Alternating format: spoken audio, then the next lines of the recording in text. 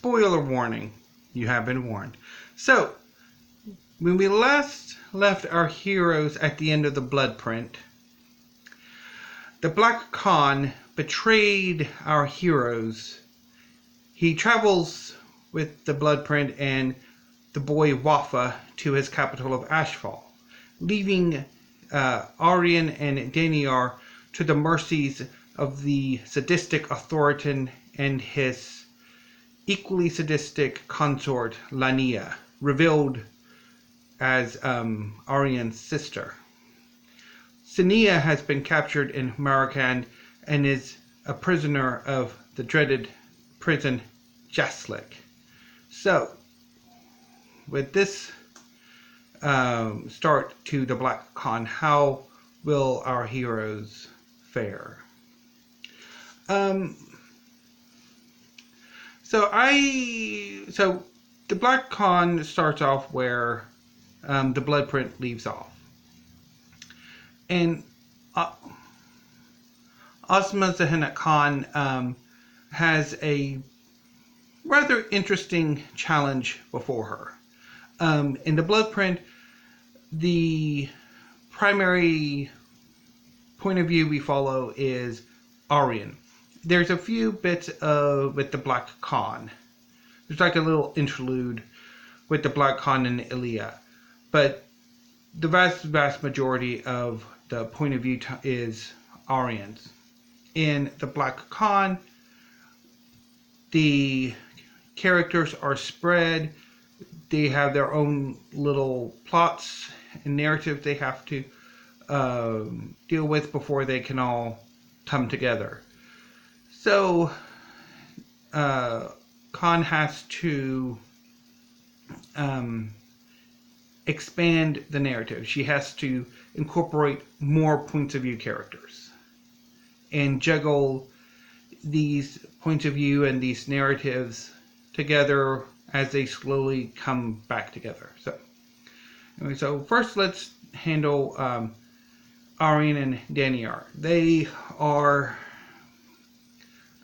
imprisoned by the Authoritan, the sadistic sorceress tyrant of North Khorasan.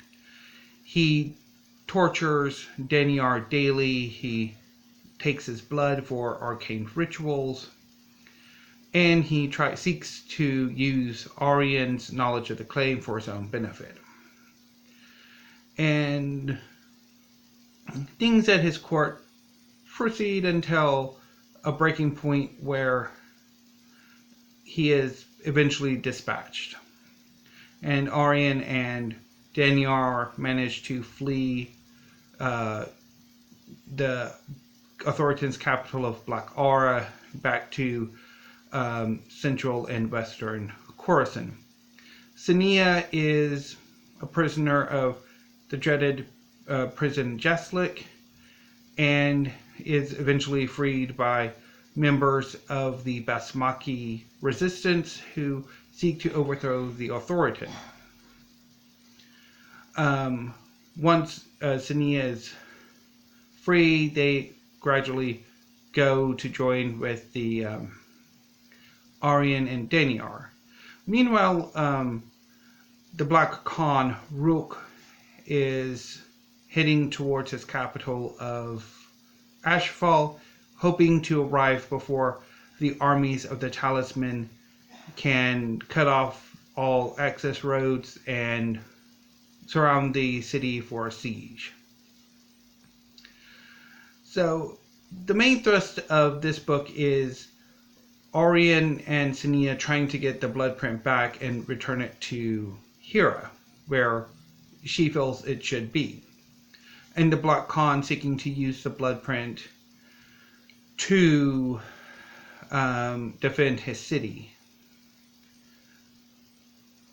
And I really enjoyed the Black Khan. It is tremendous fun. I mean, the first 100 or so pages are pretty dark. Aryan, Danyar, Sania are all tortured, brutally tortured. and the plot around Ashfall and the Black Khan is a bit, I don't know quite how to make it, because I think part of the problem, I don't know, is Rook presents himself, Rook is the name of the Black Khan, as this really sort of realpolitik, master manipulator, master of policy and strategy, and no, he's not. He is actually an idiot. I mean, he comes off as quite an idiot. His capital is not prepared for this invasion, this assault, even though strict orders were left to prepare for this assault. The Grand Vizier, abrogated those orders and just left everything basically, like, come, take this city. And I think the problem here is it should have been, I mean, it is painfully obvious that there's a traitor amongst the court. And it is painfully obvious who that is. That it takes so long to, like, reveal it to, I mean, is a bit, I mean, now, of course, I mean, there's a payoff, an emotional payoff that Rook, when he finds out, is devastated. And there's that, I mean, emotional payoff to that. But at the same time, it's also trying, I think, the reader's patience that it's like, this is obvious. I mean, patently obvious that this guy, this vizier, is up to no good, that he is meaning to betray you. Now, I was not quite right in how I expected that betrayal to come, but it was pretty obvious. And then another issue I have with this book is there's the commander of Ashfall's armies, Arsalan, is gay. I mean, initially it's heavily implied and then outright stated that he is gay. And I don't think Khan handles this particular subplot very well. So Arsalan, the commander, is in love with the Rook. Painfully obvious that he's in love with the Rook. Meanwhile, Rook's sister Daria is in love with Arsalan, largely in the way of someone being in love with the person that they're expecting to marry in a system where elites really don't have much choice in who they marry. She's more in love with the ideal of him being someone safe and all of that. But he does not want to marry her because, I mean, he doesn't love her.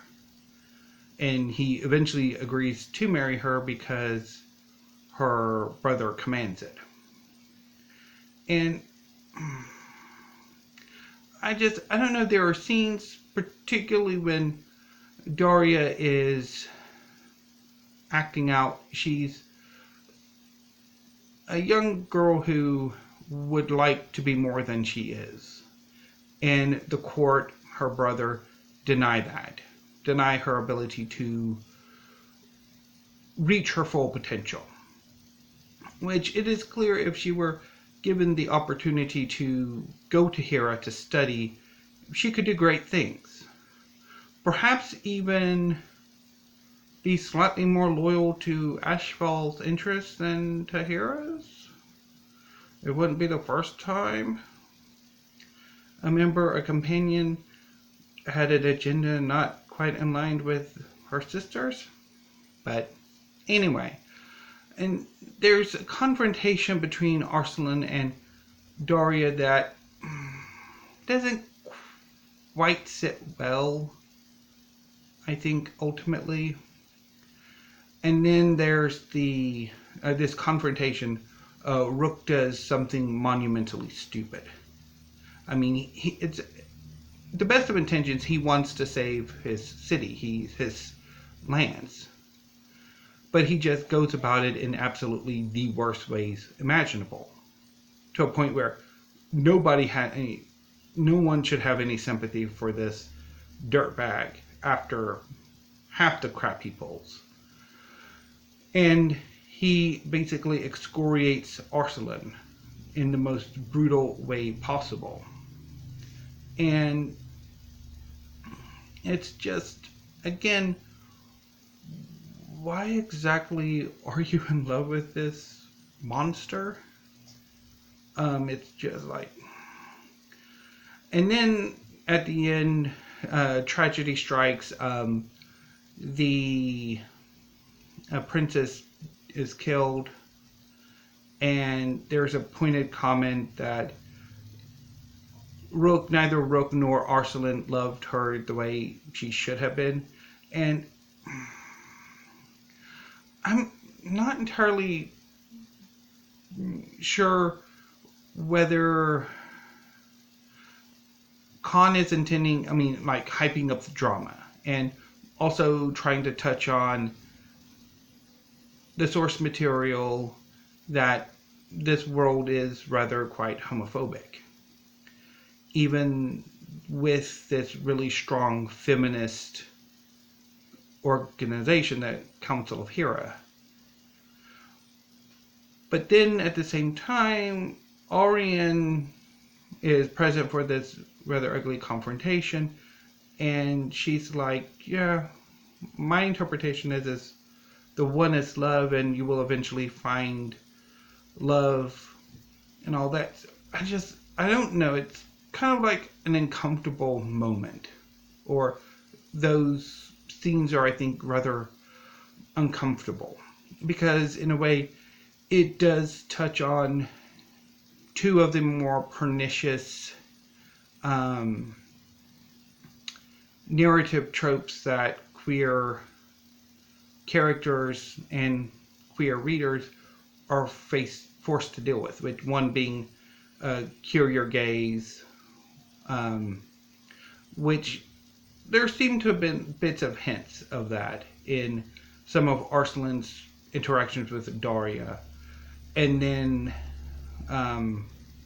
the trope where a queer character is passionately in love with a straight character.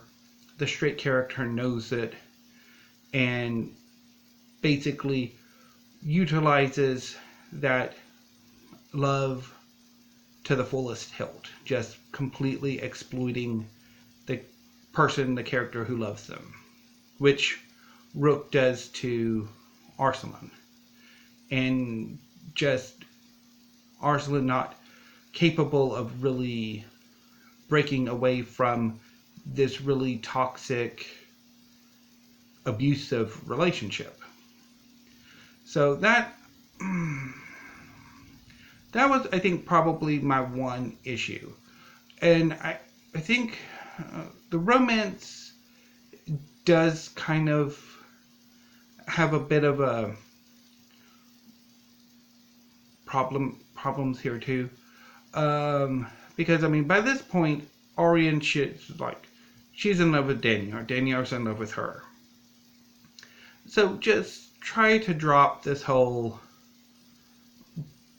Black Khan trying to woo Orion to become his queen. Just stop it. It's never going to go anywhere, and it sort of, stops the narrative. But anyway, I think besides those issues, and the Arslan subplot is very uncomfortable. I mean, I did enjoy the Black Khan. I'm looking forward to seeing how Aryan and Sania and Wafa fare in the Lands of the Nagas in search of the blue-eyed mage. How Rook and Denyar will bury their differences and try to work together with Elia to defeat the Talisman. And what exactly is the one-eyed preacher? So so I'm really looking forward to the Blue Eye. So yeah. Anyway, so that's all I have to say about the Black Khan. Thank you, BookTube. Talk to you later.